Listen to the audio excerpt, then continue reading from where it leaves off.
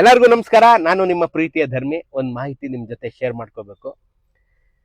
ಭಾರತಕ್ಕೆ ಒಂದು ಹೊಸ ವಂಚನೆ ಕಾಲಿಟ್ಟಿದೆ, ಒಂದು ಹೊಸ ಮೋಸ ಬಂದಿದೆ ಭಾರತಕ್ಕೆ. ಇಲ್ಲಿವರೆಗೆ ನಿಮ್ ಫೋನ್ ಕದ್ಬಿಟ್ಟು ಮಾರಾಟ ಮಾಡ್ಕೋತಾ ಇದ್ರು. ನೀವು ಹೊತ್ತು ಕರೆದು ಗೋಳಾಡಿ ಇನ್ನೊಂದು ಫೋನ್ ತಗೋತಾ ಇದ್ರಿ, ಮ್ಯಾಟ್ರ್ ಮುಗಿತಾ ಇತ್ತು.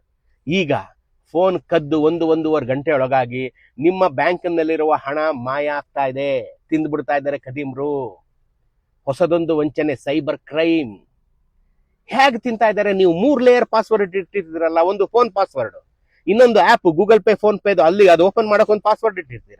ಅದಾದ್ಮೇಲೆ ದುಡ್ಡು ಕಳ್ಸೋಕ್ ಮುಂಚೆ ಇನ್ನೊಂದು ಪಾಸ್ವರ್ಡ್ ಹಾಕ್ಬೇಕಲ್ಲ, ಅದೇ ಪಾಸ್ವರ್ಡ್ ನೀವು ರಿಪೀಟ್ ಮಾಡಬೇಕು. ಈ 3 ಲೇಯರ್ ಪಾಸ್ವರ್ಡ್ ಅನ್ನು ಇವ್ರು ಹೇಗೆ ದಾಟಿ ನಿಮ್ ದುಡ್ಡು ಹೊಡ್ಕೊತಾ ಇದ್ದಾರೆ? ಹೇಗಪ್ಪ ಅಂತಂದ್ರೆ, ಅವರು ನಿಮ್ಮ ಫೋನ್ ಕದ್ದ ಕೂಡಲೇ ಸಿಮ್ ಅನ್ನ ಬಿಚ್ತಾ ಇದ್ದಾರೆ. ಬಿಚ್ಚಿ ಕೀಪ್ಯಾಡ್ ಫೋನ್ ನಮ್ ಕಾಲದ್ದು ಅದಕ್ಕೆ ಹಾಕೋತಾ ಇದ್ದಾರೆ. ಅದಕ್ಕೆ ಹಾಕಿ ಅದು ಯಾವುದೋ ಒಂದು ತಂತ್ರಜ್ಞಾನ ಉಪಯೋಗಿಸಿ ನಿಮ್ಮ ಪಾಸ್ವರ್ಡ್ ಅನ್ನ ಬದಲಾಯಿಸಿ ಅವರು ದುಡ್ಡನ್ನ ದೋಚ್ತಾ ಇದ್ದಾರೆ. ಇದು ಈಗಾಗಲೇ ನಡೀತಾ ಇದೆ. ತುಂಬಾ ಜನ ಇದರಿಂದ ಹಣ ಕಳ್ಕೊಂಡಿದ್ದಾರೆ.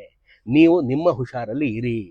ಫೋನ್ ಕದ್ರೆ ದುಡ್ಡು ಹೊರಟೋಗುತ್ತೆ, ಬಹಳ ಜೋಪಾನದಲ್ಲಿ ಇರಿ ಇವಾಗ ನೀವು. ಸೊ ಈಗ ನಾವೇನ್ ಮಾಡ್ಬೇಕು? ನನ್ನಂತ ನಿಮ್ಮಂತ ಸಾಮಾನ್ಯ ಜನ ಸಿಮ್ ಲಾಕ್ ಮಾಡ್ಕೊಳ್ಳಿ. ಸಿಮ್ ಲಾಕ್ ಮಾಡಿಲ್ದೇ ಇದ್ರೆ, ಕೆಲವ್ರು ಮಾಡ್ಕೊಂಡಿರ್ತೀರ ಬುದ್ಧಿವಂತರು, ಆವರೇಜ್ ಜನ ನಮ್ಮಂತವ್ರು ಮಾಡ್ಕೊಂಡಿರಲ್ಲ. ದಯವಿಟ್ಟು ಮಾಡ್ಕೊಳ್ಳಿ. ಮೊದಲು ಸಿಮ್ ಲಾಕ್ ಮಾಡ್ಕೊಳ್ಳಿ.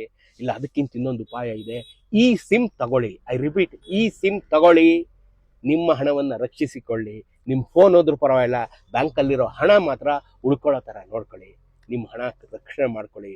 ಈ ಕಾಲದಲ್ಲಿ ದುಡ್ಡು ಹೋದ್ರೆ ಯಾರು ಕೊಡಲ್ಲ ರೀ. ನಿಮ್ ಜೋಪಾನ ನೀವು ಕೈಲಿರಲಿ.